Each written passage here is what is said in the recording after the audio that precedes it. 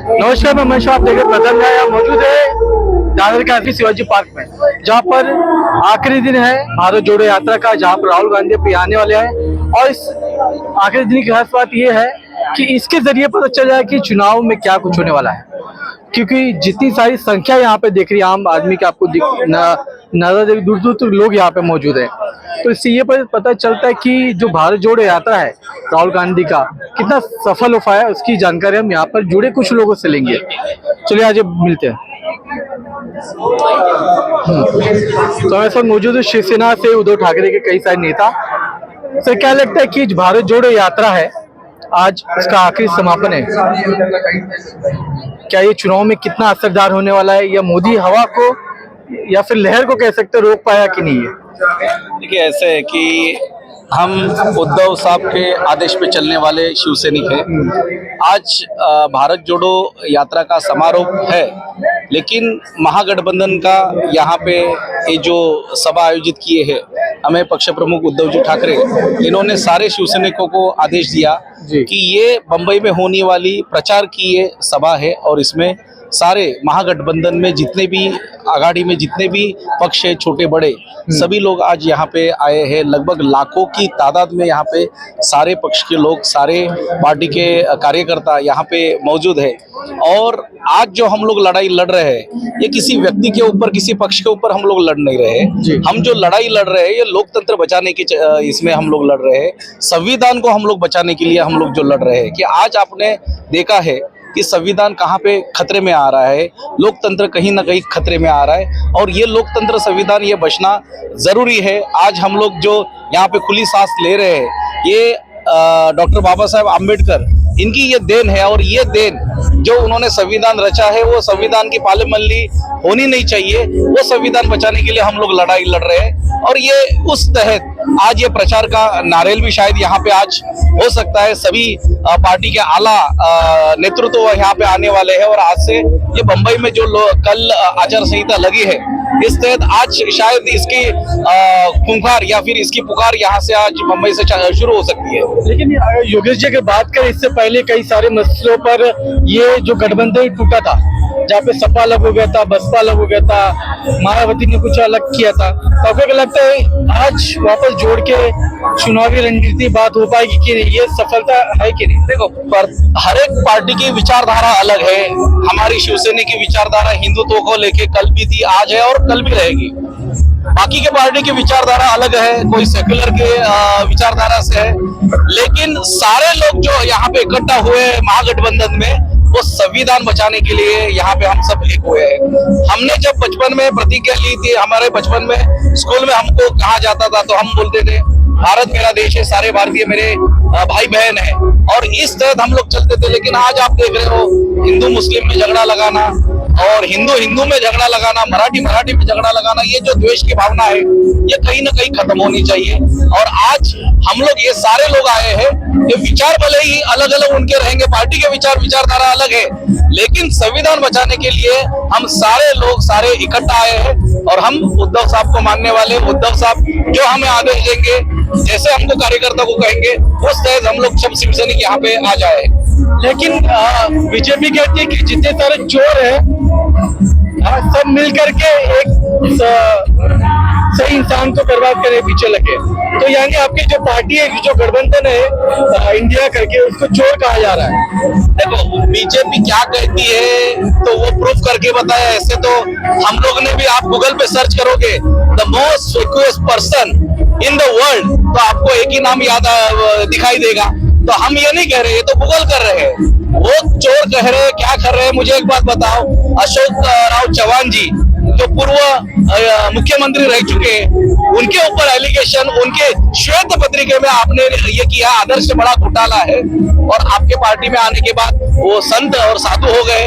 अजित पवार जी जैसे 70,000 करोड़ का अगर घोटाला जो करते हैं बिहार में, आप पटना में, भोपाल में, आप उसका निंदा करते हो, बोलते कि 2-4 दिन में ही वो एक एक्स सीएम ने कहा था चक्की पीसिंग एंड पीसिंग एंड पीसिंग, पर वहां पे जाने के बाद वो चक्की का आटा ही खा रहे हैं वहां पे।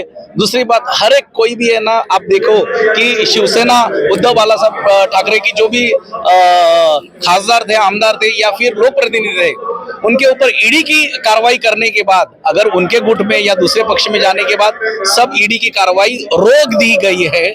और ऐसे में आप देख रहे हो कि चोर पार्टी किसको कहेंगे, मतलब उल्टा चोर कोतवाल को डांटे, ऐसा ये चल रहा है सारे देश में माहौल। आज मेरे ऊपर भी ऐसे बहुत सारे एलिगेशन किए, मेरे ऊपर भी केसेस डाले गए, लेकिन हमने सोचा था हार गए तो पार्टी के लिए जिएंगे और जीत गए तो पार्टी की सेवा के लिए जिएंगे। सही है, इनकी बात क्या लगता है आपको? सही है, एकदम सही है। आपके ऊपर भी तो काफी सारे एलिगेशन लगने वाले हैं। नहीं, मेरे ऊपर नहीं लगा, मैं शाखा प्रमुख हूँ।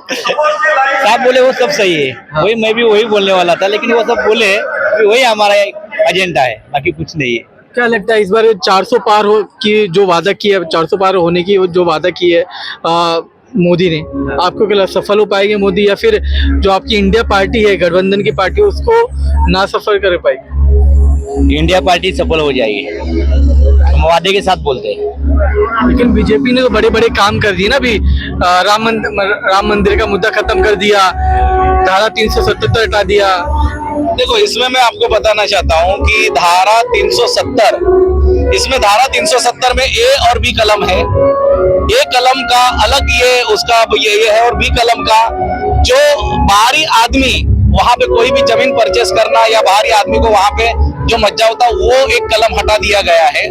तो इस तहत वहां पे कोई भी लोगों ने अडानी और अंबानी के अलावा कोई भी वहां पे जमीन खरीदी नहीं है। वो तो कमर्शियल के नाते वहां पे उन्होंने सब जमीन खरीदी है, तो ये कर दिया है। तो इसमें मुझे नहीं लगता है कि कोई ऐसा कुछ बड़ा उन्होंने किया है। ठीक है, एक धारा 370 हटा, आज पंतप्रधान जी के नाते उन्होंने किया, हम उसका आदर करते हैं।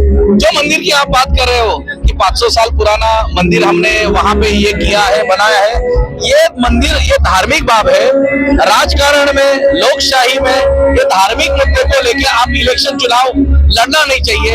ये हर एक धर्म का मुद्दा है।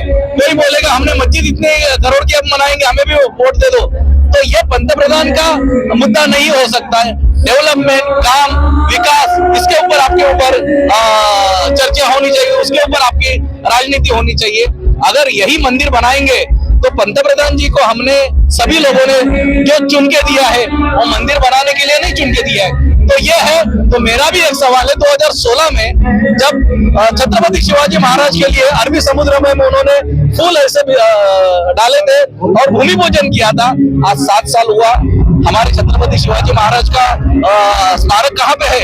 या फिर महाराष्ट्र मुंबई की खच्चीकरण करने का आप ये प्रयास जो कर रहे हो, क्योंकि यार टूरिज्म प्लेस होगी, सभी लोग यहाँ पे आएंगे, उसका महत्व बढ़ेगा, तो ये महत्व कम करने की आप बात कर रहे हो।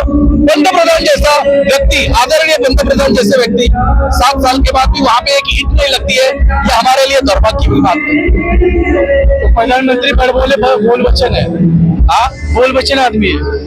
मैं बोल बच्चन ये नहीं बोल सकता, उनका हम बहुत सारे कामों पे आदर भी करते हैं, लेकिन कुछ चीजें ऐसे हैं कि उसमें उन्होंने कंट्रोल के लेके रखा है कि हम बोलेंगे तो ही चलेंगे। जैसे ईडी, सीबीआई, एसआईटी, ये सारे यंत्रणा जो है सेंट्रल गवर्नमेंट की, और उनके इशारों पे चल रही है। शायद सुप्रीम कोर्ट के बहुत सारे, आज आपने देखा होगा कि इतने सालों का ये इतिहास है, सुप्रीम कोर्ट के जज ने कभी प्रेस कॉन्फ्रेंस नहीं ली थी।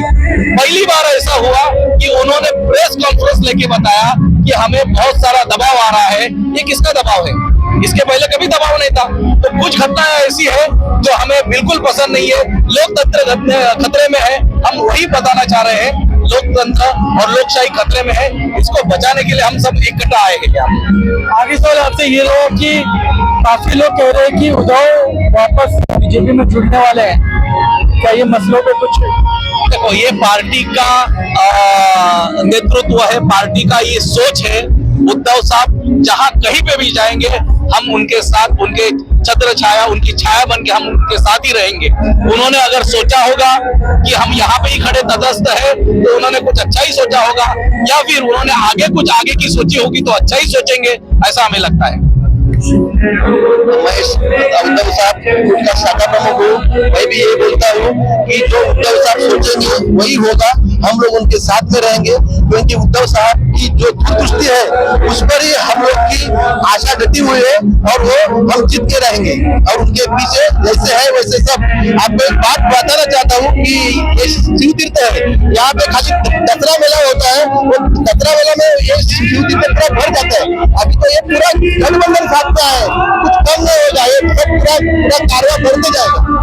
और ये भी अगर इंडिया जीतती है चुनाव 2024 का, तो आपको क्या लगता है चेहरा कौन होगा, पीएम का चेहरा कौन बन पाएगा? क्योंकि उसके लिए भी लड़ाई हो रही है। माननीय उद्धव बाला साहेब ठाकरे ये व्हाइट कॉलर के लोगों के दिल में छाए हुए, दिमाग में छाए हुए, गरीबों से लेके अमीरों तक एक ही नाम है, माननीय उद्धव बाला साहेब ठाकरे। हमारे लिए वही पीएम रहेंगे, पीएम बनेंगे, पीएम रहेंगे। तो आपने सुना जिस तरीके से भारत जोड़ो यात्रा का आज आखिरी दिन है और जनता काफी खुश भी है। आप कह रही है कि 2024 का इलेक्शन तो अभी आने वाला है, लेकिन इनको 4 बार मोदी नहीं, बीजेपी नहीं, राहुल गांधी और इंडिया पार्टी अलायंस कर पाएगी और मोदी को और भाजपा पार्टी को इस देश से दूर कर पाएगी। अब देखना यह है कि चुनाव के बाद कौन सी पार्टी 400 पार करती है और कौन सी देश में राज करती है, उसे देखना भविष्य रहेगा। और देखते रहे हमारे साथ। Thank you.